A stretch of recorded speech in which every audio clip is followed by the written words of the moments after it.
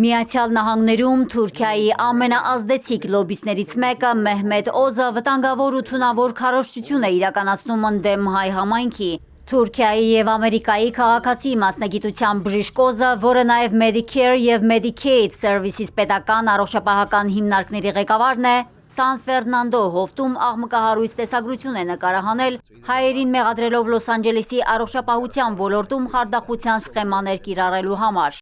So you can see these are medical buildings.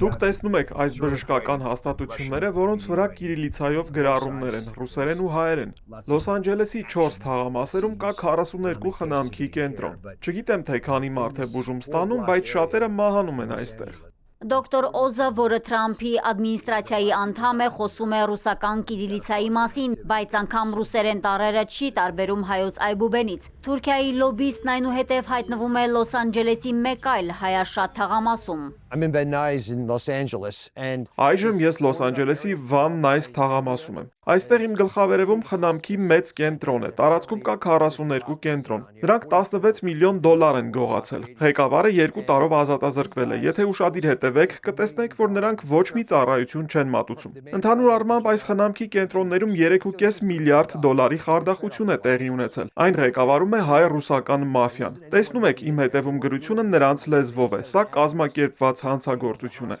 Հայատյաց Մեհմեդ Օզը, որը հայտնի է հայոց ցեղասպանությունը մերժող հայտարարություններով, խոսում է բժշկական կենտրոնների մասին, պատկերացում չունենալով, որ իր հետևում Տիգրանակերտ անունը կրող լավաշի փուռը եւ Կիլիկիա արվեստի կենտրոն։ Թուրքիայի նախագահ Ռեջեփ Էրդողանի հետ մտերիմ կապեր ունեցող լոբբիստը տարբեր ժամանակներում հանդես է եկել հակահայկական քարոզչությամբ։ Աղմկահարույց տեսանյութը վերջնականապես լցրել է հայերի համբերության բաժակը։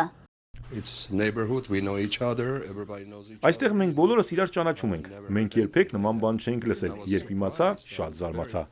Ամերիկայի հայ իրավաբանների միությունը նամակ է ուղարկել սենատոր Ադամ Շիֆին։ To vilify an entire ethnicity. Ամբողջ էթնոսին հայ համայնքին զրպարտելն անցնում է բոլոր սահմանները։ Սա նաև հակասահմանադրական է։ Օզի հայատյաց ու ռասիստական հայտարարություններն ահռելի վնաս են հասցրել հայերի բիզնեսին, որոնք ակամա հայտնվել են տեսանյութում։ Որոշները ստիպված փակում են իրենց հաստատությունները։ Մովսես Բիսլամյանը, խանութի սեփականատերը, որի ցուցանակը պատկերված է տեսանյութում, ամերիկյան մեդիային ասել է, որ տեսանյութի հրապարակումից մեկ օր անց իր բիզնեսի մոտ 30%-ն անկում է գրանցել։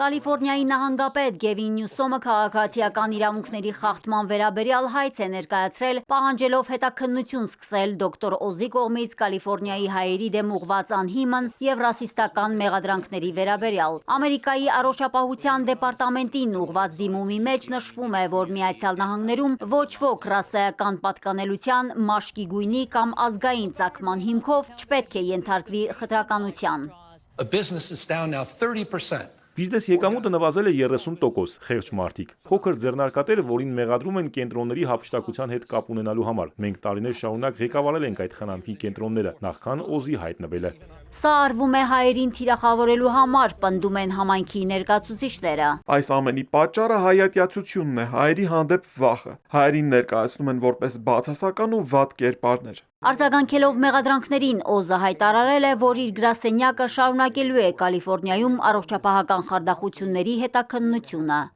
Մարիկ Օստանյան, Էպիկենտրոն։